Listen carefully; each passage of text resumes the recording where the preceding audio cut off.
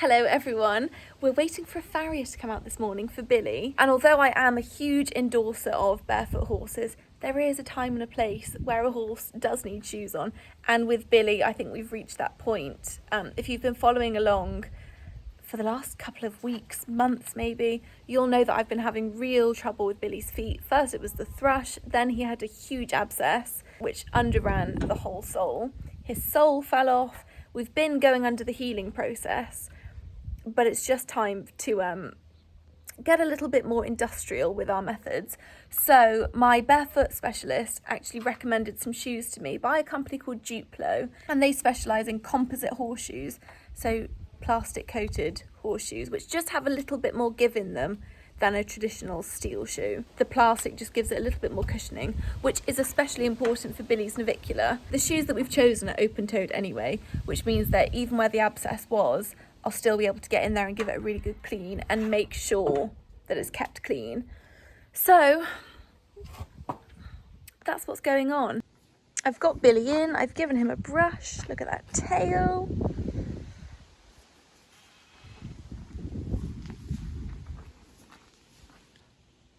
The farrier's actually just called me and he's on time. I mean, in fact, he's early. He said between 11 and 11:30. It's 3 minutes past 11. So that is a good point already. I haven't used this farrier before. He's my barefoot specialist farrier that he uses for the horses of his which do need to be shod. So he comes highly, highly recommended. And let's see if he lives up to the hype.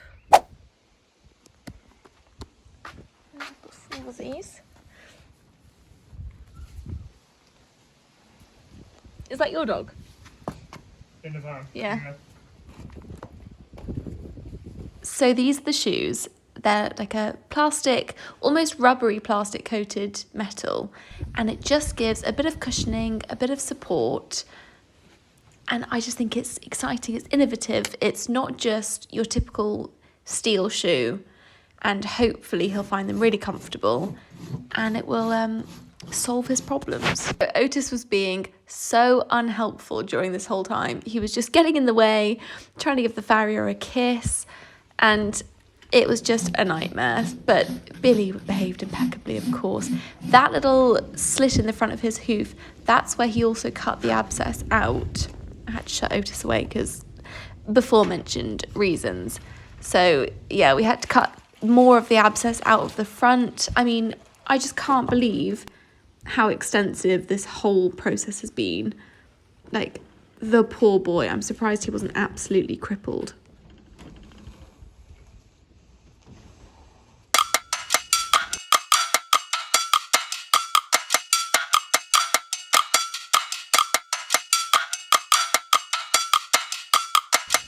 Oh, get some Play-Doh.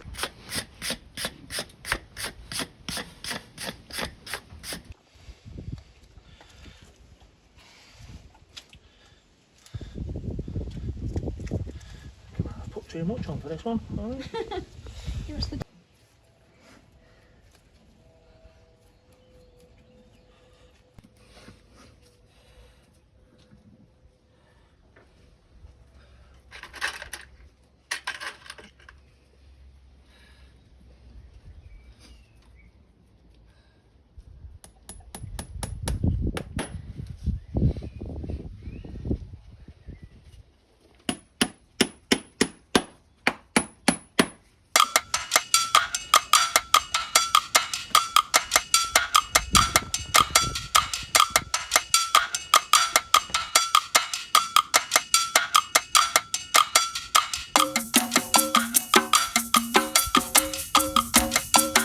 Billy is shod. The farrier was lovely and I was asking so many questions. I think I was annoying him a little bit, but I just like to know, I like to understand why they're doing certain things, because of course, I'm not a farrier. I don't understand everything, and I want to just absorb as much knowledge so that I can help Billy as much as I can. But anyway, the shoes are on. Let me show you them.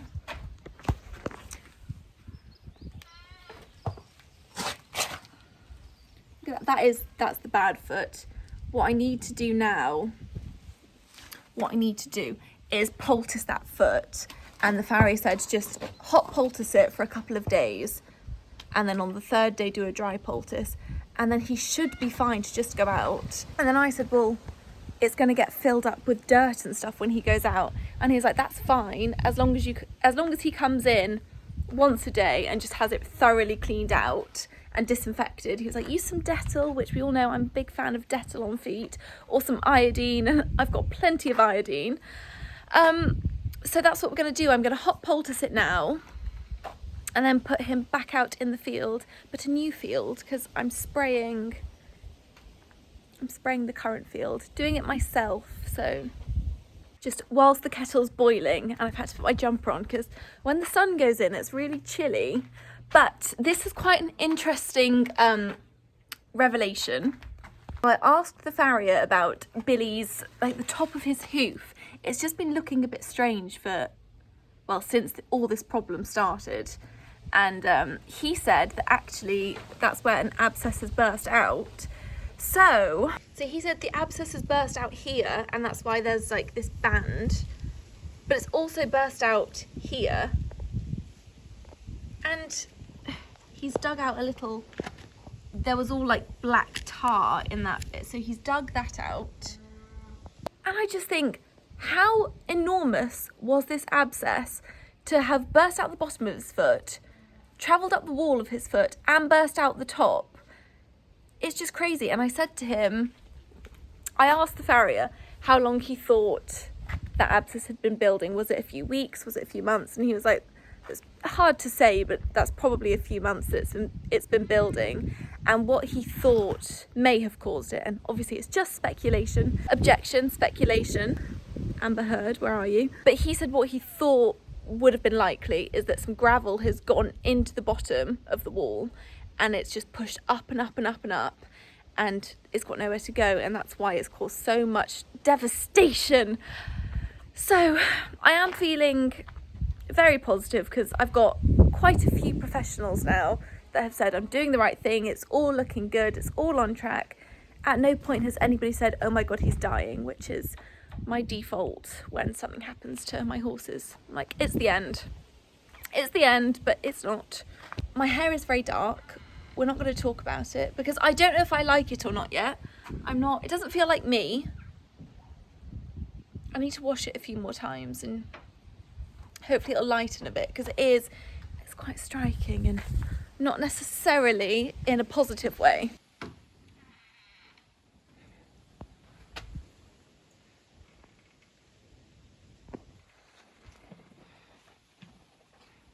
Oh, this is quite difficult filming and the wind's going everywhere. So we're putting Billy into a new paddock. McAllister's going to come with.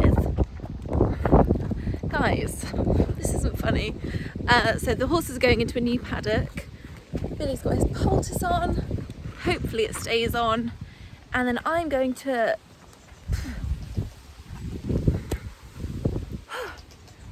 Hello. And then I'm going to finish my spraying for the day by doing this paddock because there are so many docks.